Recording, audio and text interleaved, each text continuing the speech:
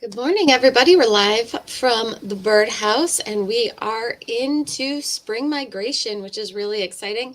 There are things flying into our area that are new every single day. So we'll give you an update about what some of those are. You guys have been sending in your photos. So now is a really exciting time of the year.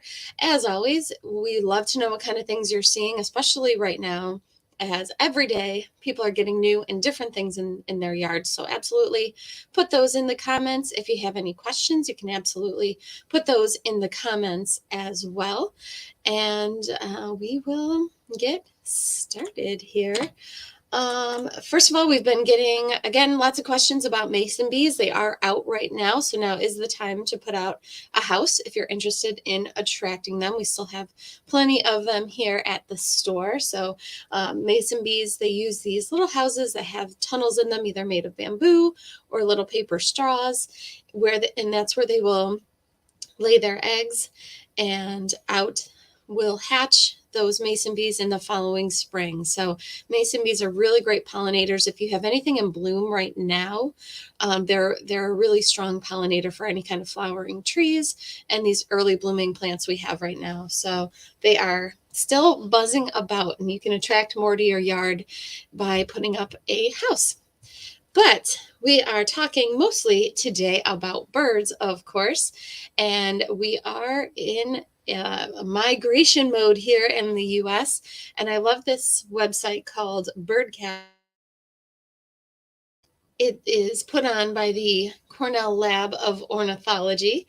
And you can go on this site and it'll show you for 3 nights out what the predicted migration through the United States will be. And right now you can see it is pretty heavy down south around Florida and around Texas, with 152 million birds predicted to be flowing through the continental US. And as we get in, and so this is for the evening for tonight going into tomorrow, because keep in mind these birds, many of them are migrating overnight, which is pretty wild. So that is why you can see them in your yard sometimes in the morning. They've been flying all night. And then in the early morning hours, they are very hungry. So they will be coming to feeders. They'll be coming to any kind of shrubs you might have, or bushes that have any kind of berries on them left. And of course, they eat insects as well. So you might see some kind of random birds coming to your feeders because they are very, very hungry from their migration. So tonight going into tomorrow, it's predicted that there's going to be 152 million birds flowing into the continental US here. And watch how it changes from day to day. And as the migration gets stronger, the color is going to get brighter and brighter. So where you see the yellow, that's going to be where the migration is at its highest. And going into April 27th, you can see it is getting even stronger and stronger, going through Texas and the middle of the continent there, and even stronger still as we go into the week of the 28th. So right now, where we are, it's still pretty low. But that being said, we're still getting a lot of different birds coming into the area. So as we go every day, there's going to be more and more and more birds flowing into our area. So keep your eyes out for some new and different things, because you will be starting to see some interesting birds coming into your yard, including the Orioles. So we get, of course, lots of questions. When are the Orioles going to arrive? This week is when they really start to come in. And as we get into May, they're going to be coming in even stronger numbers. This is the first photo any of our customers have sent in of an Oriole. This was sent in by Chris M. So if we had an award, she would win it as far as who got the first Oriole picture in. So she says, very early first sighting of the Baltimore Oriole and ruby-throated hummingbird on April 25th in my yard in Penfield. So just yesterday, she had a sighting of both a Baltimore Oriole and, surprisingly, a ruby-throated hummingbird. It's quite early for them, but you never know. Sometimes you get some stragglers that come through early. So you can expect the hummingbirds to start coming through in some bigger numbers next week, so that first week of May. But this week is when we're really going to start to get our first reports of Orioles in upstate New York here. So really exciting. Make sure you've got those Oriole feeders out. Looks like Chris here has an orange that has some jelly dipped in it. That's a really great way to begin. If you didn't want to put out a whole bunch of food at once, you can just slice an orange in half, put that out with a little bit of jelly, and you'll get the Orioles popping into your yard. So great job there to Chris. She's got our first sighting here locally. So really, really cool, and especially first sighting of a hummingbird.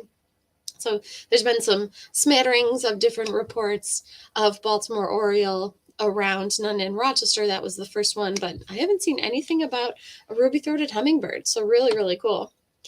Now, another thing to be on the lookout for are going to be the rose-breasted grosbeaks, because they start flowing in this week as well, and they're going to be coming to your seed feeders. So if you have any kind of a feeder that's fit for a cardinal, where you've got cardinals coming pretty regularly, that's where you want to look for your rose-breasted grosbeaks. They're in that same family as the cardinal. You can see the resemblance there in that big beak that they have, and they like black oil sunflower seed. They like the safflower seed, shelled sunflower. So that they are going to be coming into the area this week as well. So, and just like the Orioles, as you know, we get into May, their numbers will be even stronger. But right now is when you can first start to see them. So the male is black and white with that really beautiful red patch on its chest. And then the female almost looks like an overgrown, like really large sparrow. But you can tell it's a grosbeak because it has that big beak and it has a pretty predominant stripe there above its eye. So that's going to be your male and female rose-breasted grosbeak. So I'd love to know when you guys start seeing them. Make sure to send in those photos to us. And then it's warbler time. People are starting to report warblers. So we get about 30 different species of warblers that fly through the area, and they can be a little difficult to to identify sometimes because they bounce around in the trees quite a bit. So it can be hard to get a good image of them in your binoculars. And some of them look quite a bit alike, but we do have some that have been seen. So these are going to be some of the earlier species that come into the area. This is a yellow warbler here that was sent in to us by Mark, who saw one in Montezuma. And yellow warblers you might see in your backyard. This is a warbler species that isn't super uncommon in backyards. They are going to be bright yellow like a goldfinch, but they're overall yellow. So they're the whole bird is very yellow. And then they will have this streaking, this kind of reddish streaking that goes down the front of the bird. So keep an eye out for them. They do a lot of singing. So if you're using that Merlin Sound ID app, if you're hearing something you haven't heard before, turn that on. You might just have yourself a yellow warbler. So yellow warbler spotted in the area. They're going to be a pretty common warbler in our area all summer long. And then, of course, yellow rumped warbler. And they're one of the first warblers to come into the area. They can be seen all over the place. So you might even see them coming to your backyard in your trees, or even to your bird baths, especially if you have some kind of a moving water feature. And yellow rumped warblers will have a yellow patch on their rump, on the back of their body there, and also a little yellow patch on the side of their body. Here's another photo. This one again was sent in by Mark J from Kingsbend Park. And then Bob also sent in a picture of a yellow rumped warbler. He says, yellow rumped warbler in the neighbor's yard. It was deep in the thicket, but popped out a bit for a little better view.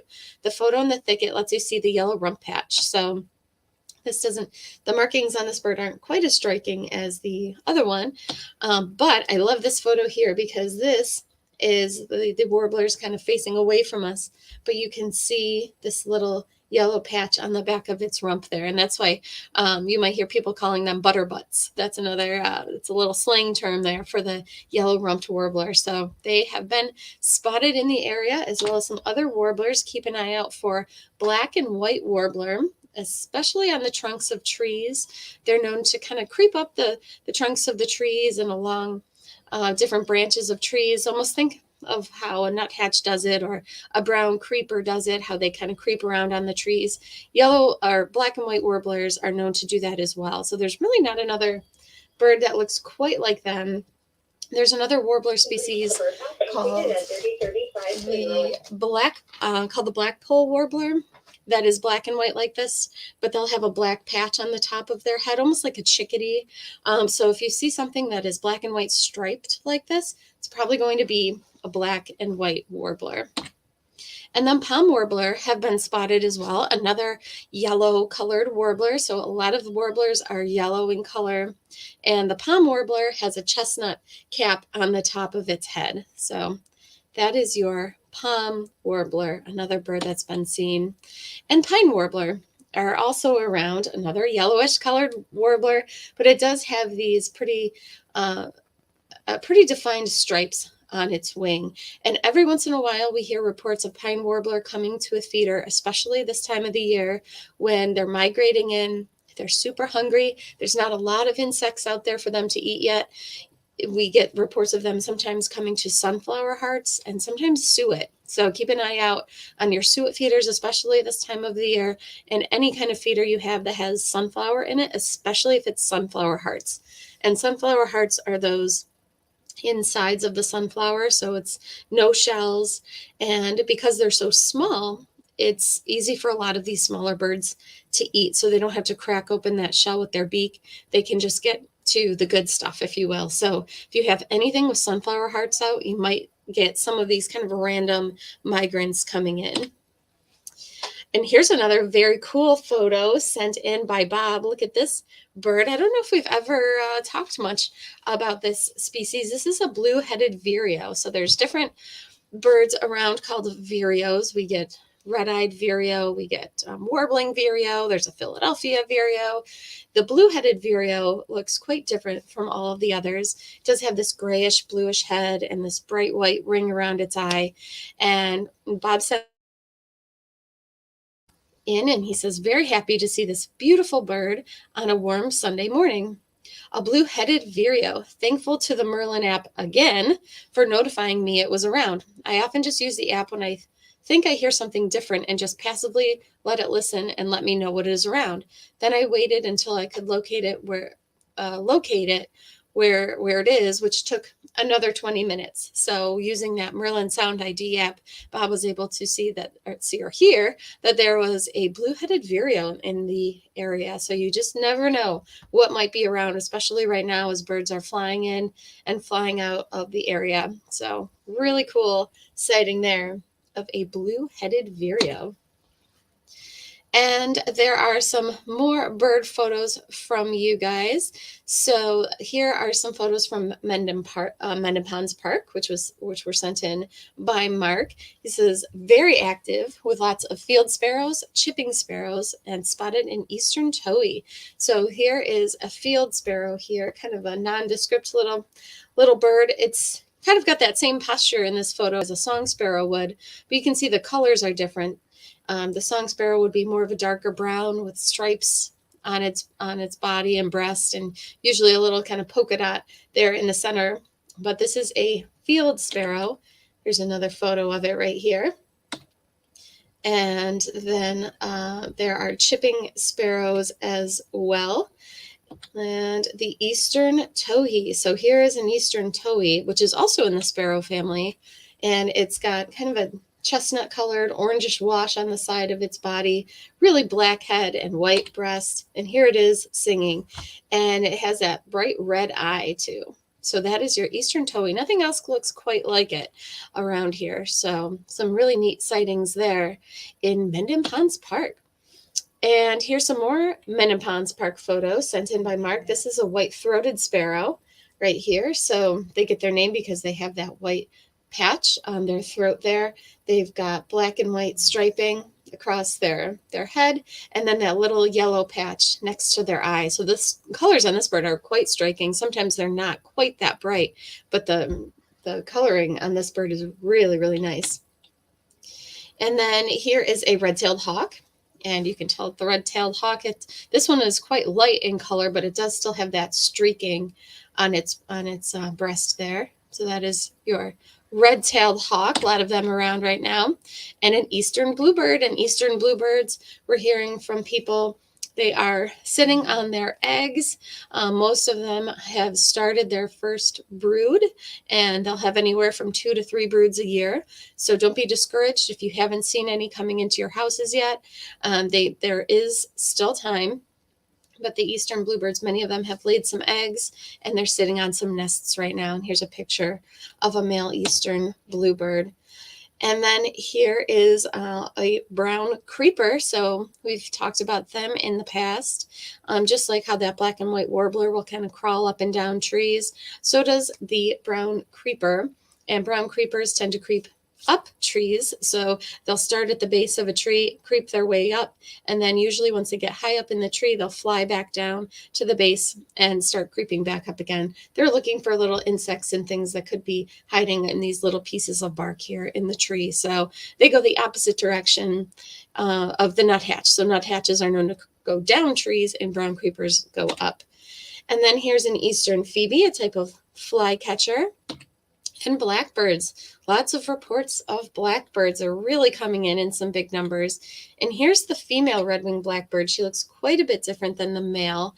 She almost looks like an overgrown sparrow. They have a very sharp beak, but she does have this kind of orangish colored wash on her face as well. So that is your female red-winged blackbird.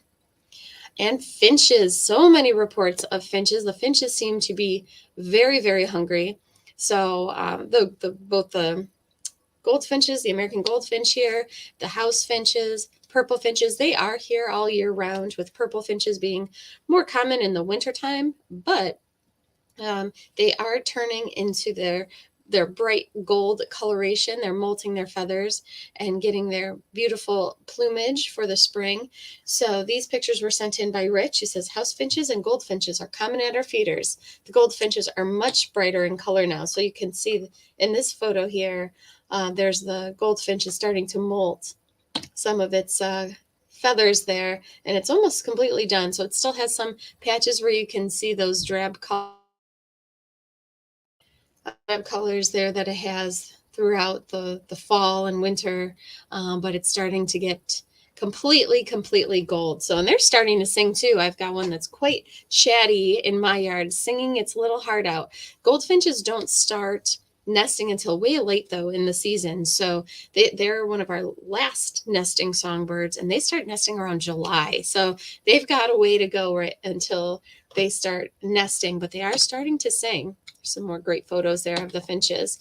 And then here's the house finches with that red wash all over them. Another nice photo there of a house finch. So lots of different finches. Stephanie's also getting finches. She says Finch City, and here they all are enjoying her Niger feeder. And you can see it doesn't have any kind of perches on it. Finches can easily just cling onto the mesh of these finch feeders. So some more finch activity. This was sent in by Bob. He says, Mr. and Mrs. Purple Finch finally showed up together.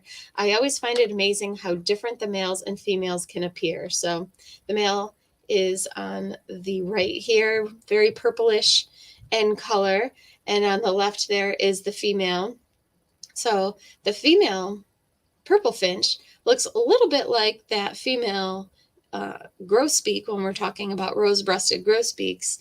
But the female rose-breasted grosbeak is going to be significantly larger, more like the size of a cardinal, and they have a much larger beak. So that's one way you can tell the difference between the two. Female house finches are going to be striped like this, but their stripes kind of are more succinct. They kind of look like longer stripes, and the stripes on the purple finch tend to look a little bit more speckled, and you can see there's much more white on her body than the female house finch. So there's some birds that'll look very similar, especially the females this time of the year, but there's differences that you can use to kind of differentiate them all. So really neat photo here of the male and female purple finch. And here's a great photo sent in by Rich. He says, we have been very excited to have this handsome bluebird visit us several times. Seems to like the suet with berries. So this is a male bluebird here, and it's been coming to Rich's suet feeder. especially the suet with the berries. So there is a blueberry suet. There's some that have kind of mixes of different berries in it. So that is what the bluebirds tend to like. If you are putting out suet right now, berries are great for the bluebirds. We also have orange suet for the orioles. So keep that in mind too. I always put out an orange cake. I switch mine out from something with nuts in it to orange this time of the year, just in case the orioles want a little bit of suet as well. And some more photos sent in by Rich. He says, posting some more recent pics of our visitors. And here are some of the woodpeckers they've been getting. So here's some nice photos here of the red-bellied woodpecker. And you can see how they use that paddle tail on the paddle tail suet to stay upright. It's using that as a little prop there. It's clinging right onto the side of the feeder, propping itself up on that little tail prop. So red-bellied woodpecker there enjoying some suet. Here's a little downy woodpecker, same kind of thing, using that little paddle tail to prop itself up. So some different woodpecker activity there. And then they're also getting some red-winged blackbirds. And here's the male red-winged blackbird here feeding from the feeder. You don't always see that red on their wing, and a lot of them tend to have more yellow on them than red, and that's not too uncommon up here. So here's that red-winged blackbird, another male here coming to feeders. We're hearing lots of reports of red-winged blackbirds at feeders. Bob sent in some photos of some more backyard visitors he's been having. This is a funny photo here. Song sparrow taking a stretch. It looks like it's having its morning stretch there. And then a Carolina wren here. And boy, have Carolina wrens been singing. I've been hearing them singing their little hearts out right now. So they are definitely getting ready for mating season. And here's some cowbirds. He says, brown-headed cowbirds, 2 males vying for the attention of a nearby female. So here are some more birds you might see in a mixed flock of blackbirds. These are the brown-headed cowbird. These are the males, and they do have that brown head. Their bodies are going to be more blackish, bluish kind of colored, almost like an iridescent type of color. So those are your brown-headed cowbirds. And then this is a great photo. This is the pine siskin showing off its beautiful pattern, and you can see its little crisscross tail there. So it kind of has like a sharp little V. That is the pine siskin still around. Here. This was sent in by Ed. He says, walked by the kitchen window this afternoon and saw 13 red-winged blackbirds working the ground around the feeders. There were actually 2 more up in the trees for a total of 15. We have had 1 male and 1 female red-winged blackbird around for a few weeks, but never have seen this many red-winged blackbirds at once. Maybe they got a group discount on their flight plan. They fed pretty actively for 15 to 20 minutes. Then most left with just 3 to 4 still hanging out for half an hour. I think that guy in the upper middle with the huge red patches must be the boss. He seemed a bit bigger than the others as well. So this one here with the bright red patches seemed to be a bigger bird there than the other red-winged blackbirds. So really neat sighting there. A whole bunch of blackbirds sent in by Ed. So keep an eye out for those red-winged blackbirds. There's been a lot of them around. And this falls into the you never know what's going to fly over your house category. This was sent in by Bob. He says, I was outside at home in East Bloomfield searching for a new hawk for me, a northern harrier, when I saw 2 gulls flying overhead. The Merlin app shows Bonaparte's gull. You never know what you'll see. That's very, very true. So another neat sighting sent in by Bob. And here's some more backyard bird photos he sent in by Brian. Here's some more finch activity here. Here's a house finch. And another great photo of a house finch there on a beautiful sunny day. And here is the pileated woodpecker going to the paddle-tail suet feeder. This is the one that's made specifically for pileated woodpeckers. It holds 2 suet cakes and has a really nice long projection paddle tail. And here's a chickadee feeding from what looks like our Flaming Hot Feast blend, our seed log of the Flaming Hot Feast.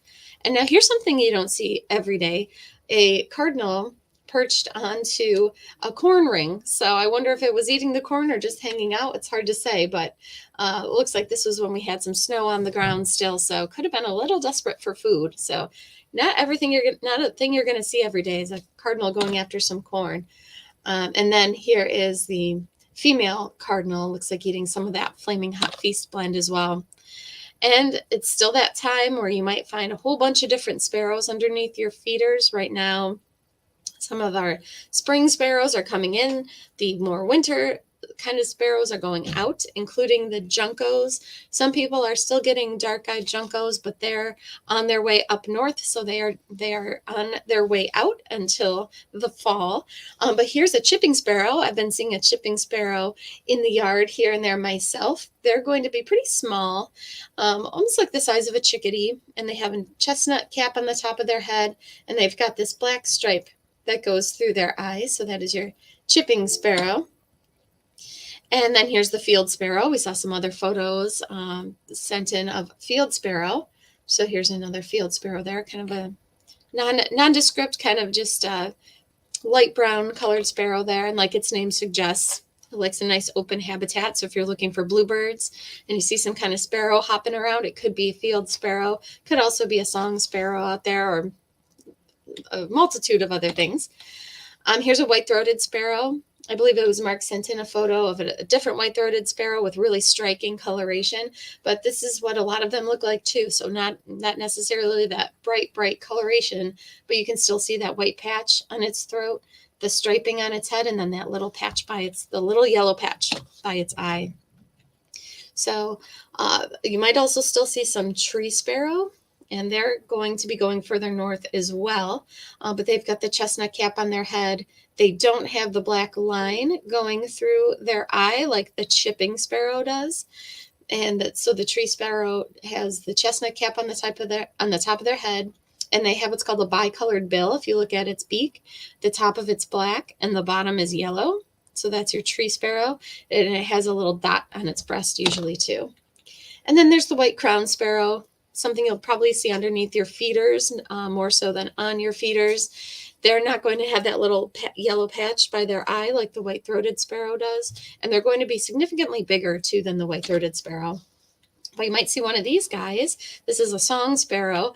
And this is their typical stance. They kind of perch on top of a tree or bush, and they just sing and sing and sing. So song sparrows are definitely out and singing.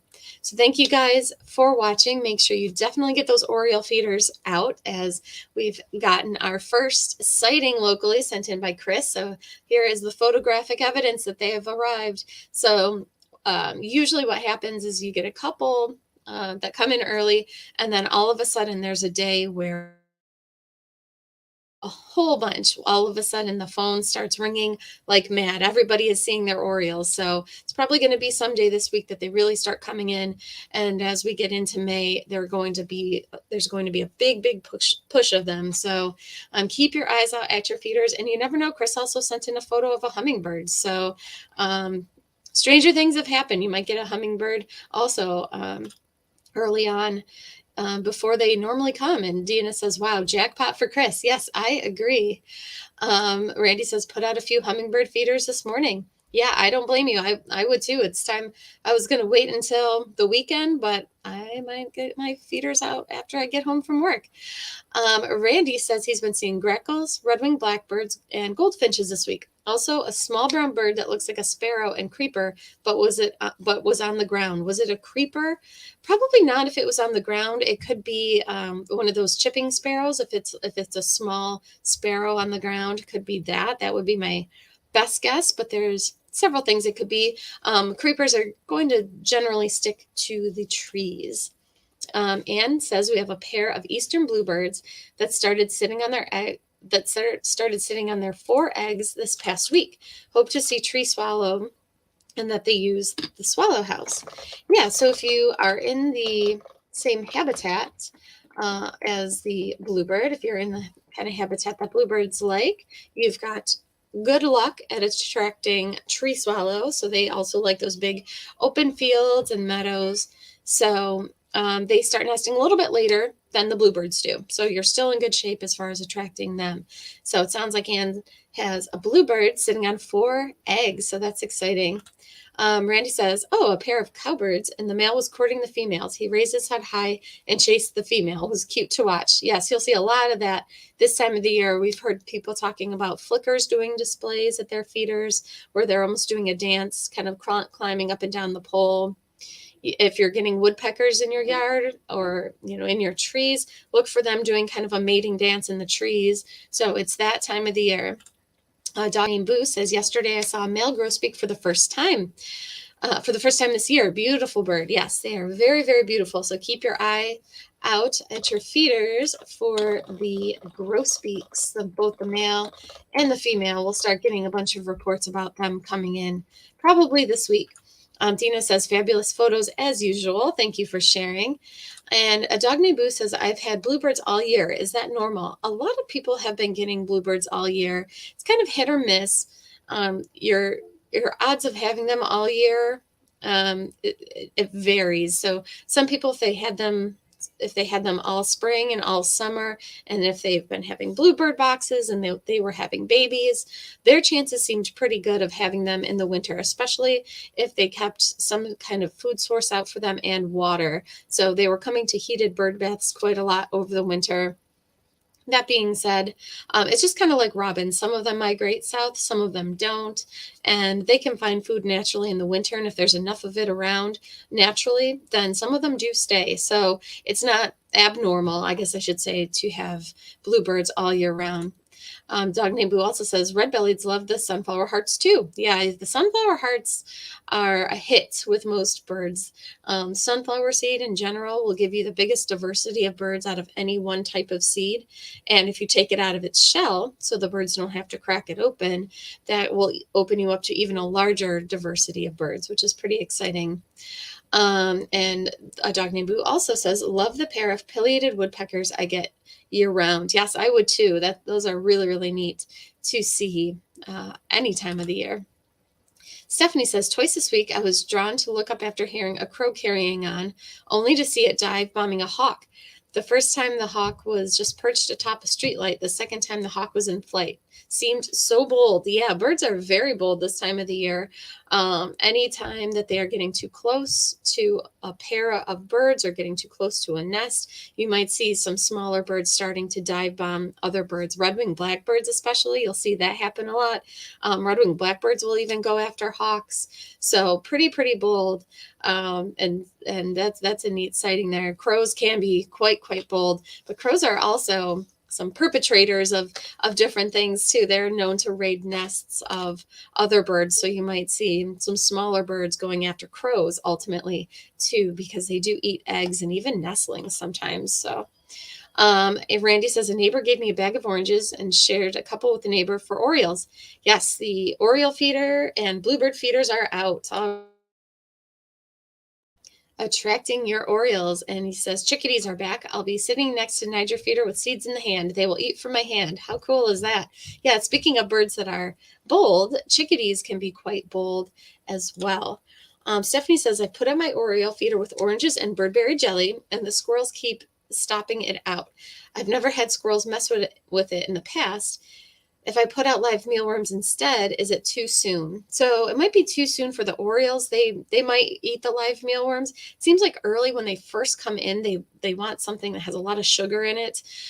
So therefore the jelly and the oranges and the nectar. So it seems like they switch more towards the mealworms as we go on in the season. Depending on how you have your feeder hung up, there's different things you can do to help keep the squirrels out. Of course, there's baffles and things.